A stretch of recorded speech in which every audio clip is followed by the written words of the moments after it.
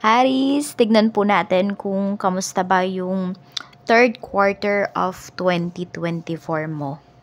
So, bale, dahil tapos na yung July, so August and September na tayo. Okay? So, pasok pa rin naman sa third quarter yan. So, tignan po natin. Okay? Pero bago pala yan, mag-cleanse muna po tayo ng ating space, ng ating energy, ng ating mga cards. Tignan natin. Okay? Maraming salamat po sa lahat ng sumusuporta dito sa aking channel. Ayan, mula noon hanggang ngayon. So, cleanse po natin yung space, your energy, yung ating mga cards. Ayan. Kung di pa po kayo nakasubscribe dito sa ating channel, ayan, please subscribe na po kayo. Tignan na natin ano ba yung mensahe for you. Okay? So, tignan muna natin kung kamusta ba ang third quarter mo. Pwede nyo po palang panoorin yung inyong Sun, Moon, Rising, and Venus sign. Kasi pwedeng mas doon po kayo makaka-resonate. Tignan natin. Okay? Kamusta ang third quarter mo? Okay, baliktad pala yung mga cards natin. We have Page of Pentacles. Ayan po. So, sobrang sipag mo dito. Yan po. Sobrang sipag mo ngayong third quarter. Ayan yung pinapakita dito, Aries. Tignan natin ano naman yung mga blockages. Mukhang meron kang mga pinagfufokusan dito. Yan. Pwedeng ano ba, mas focus ka ba sa life mo ngayon? Sa future mo? Tignan natin. Parang marami kang mga nilet go dito from your past. Okay. Blockages. We have the Devil. So, may mga energies dito, no, na mga pwedeng addictions, mga bad habits. So, yan po yung mga blockages. Ano ba yung mga, yun nga, yung mga need mo talagang i-let go. Pwedeng ano din to, relationship, baka may toxic relationship. So, isa yan sa nagiging blockages sa life mo. Bakit? Kasi pwedeng pausad talaga yung life mo eh. Kaya lang hindi siya umuusad kasi nasa isang toxic relationship ka. Na sabihin natin, minsan yung karelasyon mo, pwedeng siya yung humahad lang dun sa kung ano yung pwede mong makamit sa life. Yan ay hindi lamang pagdating sa love relationship, okay, or sa romantic relationship. Pwede rin po yan pagdating sa friendship, sa family, yun, pwede rin talaga yan. Sa mga co-workers mo, pwedeng may nag-evil eye sa'yo. Strength mo naman, we have Two of Swords. Ayan. So, you use naman your critical thinking. So, mas ginagamit mo ngayon yung isipan mo, Aries, kesa sa puso mo ngayong third quarter. So, tignan natin mga paparating. We have the Tower. Mag-iingat ka lang dito kasi yes, pwede po na may mag-iskandalo sa'yo dito.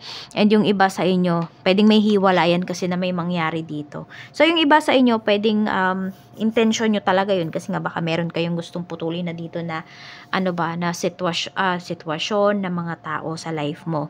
Pero yung iba po sa inyo, if hindi nyo talaga yan gusto, ayan, build nyo po yung trust, 'di ba? Yung foundation ng inyong relationship, kahit anong relasyon man po 'yan. Kasi pwede po na may mga sumira talaga. We have Knight of Swords. I know, parang may nagagalit sa iyo dito. May nagagalit sa iyo, may galit na energy. Okay, pwede rin naman na ikaw yung magalit na 'to. Mukhang may mga magtatraidor sa iyo dito. Siguro yan yung mga toxic na tao talaga sa life mo. So, pwede po na, siguro nung umpisa, in denial ka pa, na sila yung toxic sa life mo, pero pwedeng may mga signs na ibibigay sa'yo sa universe, may mga sitwasyon po na ipapakita talaga nila sa'yo yung true colors po nila. Tignan natin, satisfied ka ba sa ganap? Judgment, okay? Nakikita ko lang dito because you have a decision. You have decisions naman sa mga nangyayari sa life mo. Sabihin natin, yung iba dyan, choice mo, yung iba dyan, hindi. Pero masaya ka kasi, kung meron ka mang decision dito na gagawin, paninindigan mo talaga siya. Sabi ko nga sa'yo, pwedeng nagfo-focus ka ngayon pagdating sa present mo. Diba? Sa mga ganap sa buhay mo ngayon. Tignan natin, okay? Positive na pwedeng mangyari. We have Knight of Pentacles. So, yung iba po sa inyo, Kung may naghahanap dito ng trabaho or ng sideline, pwede po na makahanap na po kayo. Pag-iipon din kasi to eh. So, meron na akong nakikita dito, nag-iipon yata ng ebidensya. We have the Magician. Pero ayan po, pagdating naman to sa mga, pagdating to sa mga struggles nyo sa life, maano niya siya, makakonquer nyo po yung mga negativities po sa life ninyo. We have Two of Cups. Even pagdating po sa inyong relationship. So, pwedeng may mga mabuo dito na friendship, na new relationship. Ayan po. Maganda yung energy na to. So, ayun, yung mga, ano ba tawag doon? Yung mga soul tribe po ninyo. Pwedeng ma-meet nyo sila this third quarter, July, or August or September. Okay, mga negative things naman, or reminder sa ito ni universe. Tingnan mo, nakabaliktad yung 8 of Cups natin. So, yun, parang stagnant yung energy. Parang hindi ka makalis, you feel trapped. Yung tipong nagagalit ka na, pero parang feeling mo wala kang magawa. Yung tipong gustong-gusto mo nang umalis, pero yun, hindi ka makalis. So, yan po ay isa sa mga reminder sa iyo ni universe, na kung meron ka mang makakailangang ayusin talaga dito, sabihin natin yes, kung may iiwan ka man dito na sitwasyon, you make sure na tapos ka na talaga doon. I mean, may closure na sa ends mo. We have Page of Swords. Huwag mong iwasan. Ayan daw yung sinasabi sa'yo dito. Kasi parang mas lalo siyang lalala at mas lalong masisira yung pangalan mo pag iniwasan mo to. I mean, yes, pwedeng meron kang ikat dito. Pero kasi, pag ikakat mo yung tao na yun, sabi ko nga, dapat tapos na talaga yun sa'yo. Diba? Hindi dapat po pabago-bago yung isipan mo dito o yung mga desisyon mo. Kaya kung may gagawin nga po talaga kayong desisyon, panindigan nyo po. Aries. Tingnan natin, kamusta ba yung energy sa trabaho? Ayan. Tignan muna natin yung mga katrabaho mo. Strength, ayan. Yung mga katrabaho mo naman dito, ayan. Ano naman sila? Mabait naman sila. Tsaka pag kunwari may papakisuyo naman sila, nakikisuyo naman po sila ng maayos. Tsaka malalambing yung mga katrabaho mo. May mga ganyan kang katrabaho. So, hindi lahat ng katrabaho yan ah. Pero, ayan po, mas lamang yung mga mababait mong katrabaho dito. Tignan natin, okay. Yung struggle mo sa work, we have 10 of Pentacles.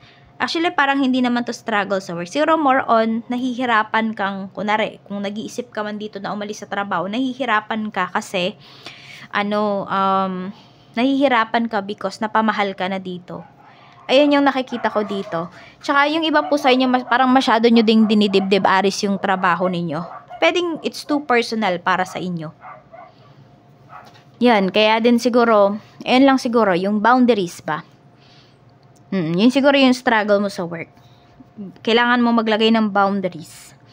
Tingnan natin your happiness naman. We have 10 of Swords. Yung iba po sa inyo, matatanggap nyo to ngayon. Ito po ay pwedeng papeles. Okay, another contract po yan. So yes, yung iba sa inyo. Another contract yan pagdating sa trabaho.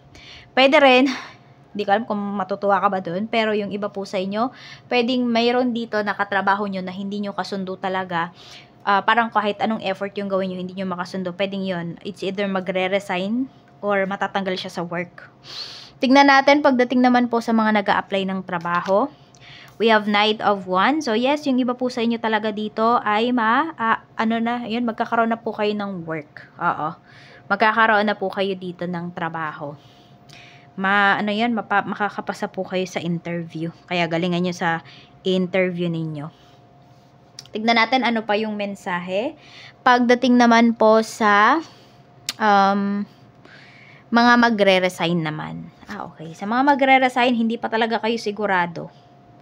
So, kung wala po kayong plans, biglaan nyo lang tong naiisip, wag nyo pong ituloy kasi mahihirapan po kayo. Ayan yung totoo, mahihirapan kayo kung wala kayong planong puntahan. Pero kung meron naman, di ba? Why not? I-pursue nyo na yan. Pero kung wala, hanggat wala pa po kayong concrete na plan dito, wag muna kayong magre-resign. Okay? Dapat ka pa bang magstay? Yung iba sa inyo, madaming opportunities na darating para sa inyo. So, actually, yung iba din sa inyo, mahihirapan kayo dito. Meron talaga akong nakikita dito, parang biglaan na lang kayong magdedesisyon. Oo. Sabi ko lang naman sa inyo, basta panindigan nyo yung decision ninyo. Ayan, katulad nito sa mga magre-resign. Kung yan na talaga yung decision ninyo, panindigan nyo. Yeah, huwag kayong pabago-bago ng decision na, ay, hindi pala ako magre-resign, etc. Huwag ganon. Kasi kayo din yung mahihirapan. Kayo kasi yung mahihirapang mag-adjust pag ganyan. Pag ganyan yung mindset ninyo na pabago-bago pala kayo ng decision. Hindi ko alam ba't hindi to pumapantay. Pag tinignan ko, pantay siya. Pero pag dito, hindi. Oo. So, ayan, tignan po natin. Pagdating naman po sa family. Your parents, tignan natin. We have 7 of Pentacles. So, meron ka bang may sakit na parents dito? Or siguro nagme-maintenance. Ayan po. Bantayan niyo po kasi baka may lumalaktaw. I mean, it's either nakakaligtaan talaga or nilalaktawan talaga ng parents mo or kunwari ng mother mo, ng father mo kasi pwedeng nahihiya po sa'yo lalo na kung ikaw yung sumasagot ng medicine nila. Okay, your siblings naman, we have Temperance. Okay, so mababait naman yung mga kapatid mo pero meron kang kapatid dito na nagpapainit lagi ng ulo mo.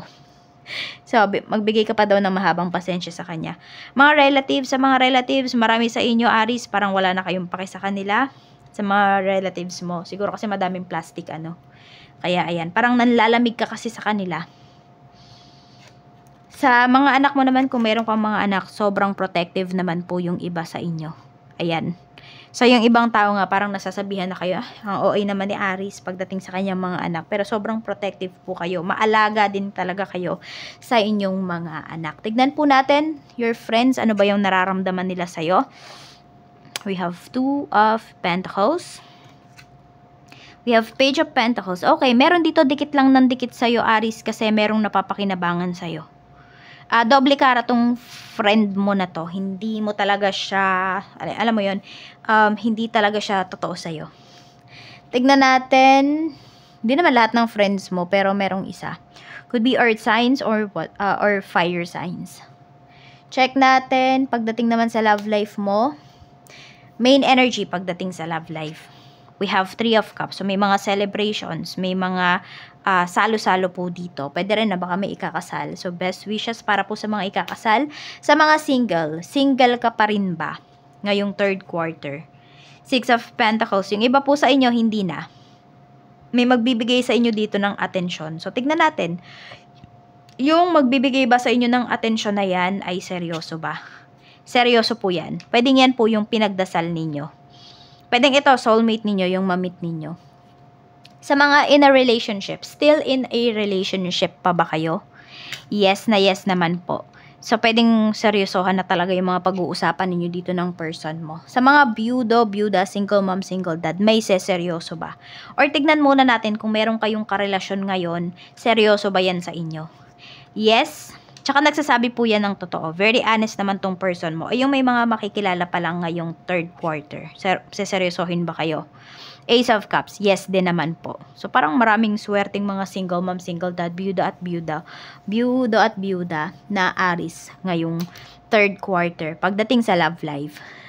So tingnan naman po natin. Pagdating naman sa mga married, mga positive things na pwedeng mangyari. Queen of Swords. Ayan. Ang positive things dito, sabihin natin yung iba po sa inyo, kayo po yung nasusunod pagdating dito sa inyong relasyon. Parang kayo yung nagda-drive, 'di ba? Parang ganun. Ganun yung pinapakita dito na energy. The High Priestess. Kaya lang kasi meron talaga dito, 'di ba? Meron tayong energy na baka mayroong maghiwalay. So yun po yung pinapakitang energy dito. Some of you nag-overthink kayo na baka mayroong iba yung asawa ninyo. Kahit ano po yung gender. Okay? Mapababae, mapalalaki. So, hindi po kayo nagkakamali. Follow nyo daw yung intuition niyo.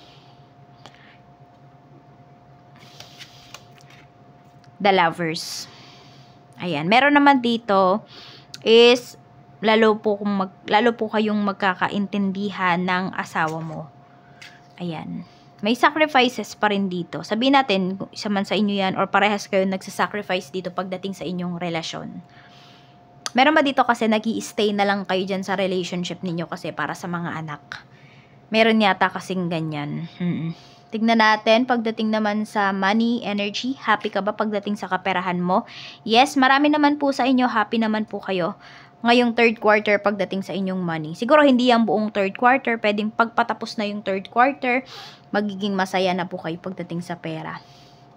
May paparating ba na pera? Tingnan natin. Knight of Cups, may paparating dito na pera para sa inyo.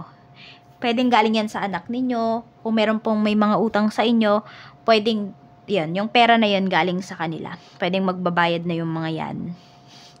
Okay, new source of income, meron ba? Wala.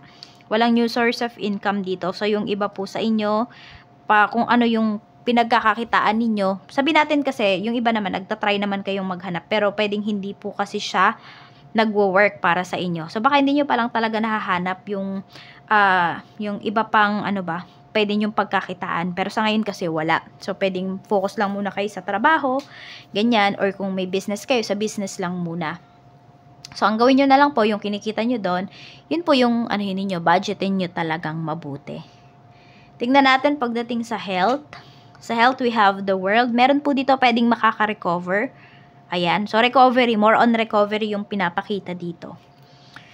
Tapos, meron din akong nakikita dito, pwedeng kung saan-saan kayo magpupunta kasi. Para lang magpagamot. Yun yung nakikita ko. Hindi ko alam kung kayo ba yan or pwede rin naman kasi na family member po ninyo.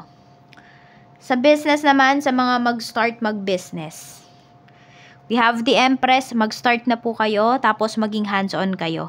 Parang wag daw muna kayong kumuha ng mga tao dito. Kung kunwari, sa business naman na gagawin ninyo, hindi naman talaga kailangan na may katuwang po kayo. Wag muna po kayong kumuha.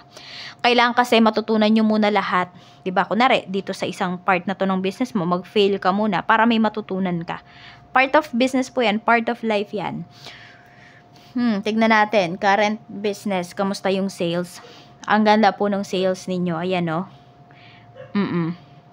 Kota naman po kayo, happy naman po kayo ngayong ngayong third quarter pagdating sa inyong kaperahan.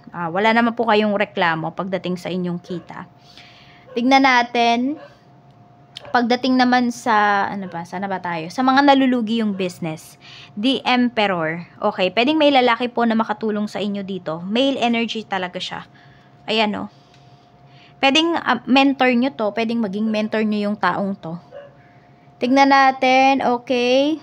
Anong business ba yung pwede mong pasukin na magiging successful ka?